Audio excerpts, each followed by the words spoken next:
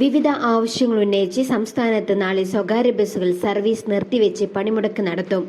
Bus വ്യവസായ മേഖല നേരിടുന്ന വിവിധ പ്രശ്നങ്ങൾ പരിഹരിക്കാൻ സർക്കാർ തയ്യാറാകാത്തതിൽ പ്രതിഷേധിച്ചാണ് നാളെ സൂചനാ പണിമുടക്ക് നടത്താൻ ബസ് ഉടമ സംയുക്ത സമിതി തീരുമാനിച്ചിരിക്കുന്നത്.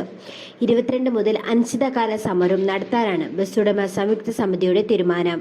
ദീർഘകാലമായി സർവീസ് നടത്തുന്ന ലിമിറ്റഡ് സ്റ്റോപ്പ് ബസ്സുകളുടെയും ദീർഘദൂര ബസ്സുകളുടെയും പെർമിറ്റുകൾ യഥാസമയം പുതുക്കി നൽകുക, അർഹരായ വിദ്യാർത്ഥികൾക്ക് മാത്രം കൺസെഷൻ നൽകുകയും വിദ്യാർത്ഥികളുടെ യാത്രാ നിരക്ക് കാലോചിതമായി വർദ്ധിപ്പിക്കുകയും ചെയ്യുക, തൊഴിലാളികൾക്ക് പോലീസ് ക്ലിയറൻസ് സർട്ടിഫിക്കറ്റ് നിർബന്ധമാക്കി നടപടി പിൻവലിക്കുക, മുഖ്യമന്ത്രിക്കടക്കം നിവേദനം നൽകുകയും ധർണയും മാർച്ചും അടക്കമുള്ള സമരങ്ങൾ സംഘടിപ്പിക്കുകയും ചെയ്തിട്ടും നടപടിയുണ്ടാക്കാത്ത സാഹചര്യത്തിലാണ് പണിമുടക്കിനെ തീരുമാനിച്ചത്. നാളെ നടക്കുന്ന സൂചനാ പണിമുടക്കിൽ പങ്കെടുക്കുമെന്ന് ബസ് ഓപ്പറേറ്റേഴ്സ് കോഓർഡിനേഷൻ കമ്മിറ്റിയും അറിയിച്ചു. മറ്റന്നാൾ അഖിലേന്ത്യാ പണിമുടക്ക് പ്രഖ്യാപിച്ചിരിക്കുന്നതിനാൽ അന്നും ബസ്സുകൾ സർവീസ് നടത്താനിടയില്ല. 2 ദിവസം അടുപ്പിച്ച് സ്വകാര്യ ബസ്സുകൾ നിരത്തിലിറങ്ങാത്ത സ്ഥിതിയാണ് ഉള്ളത്.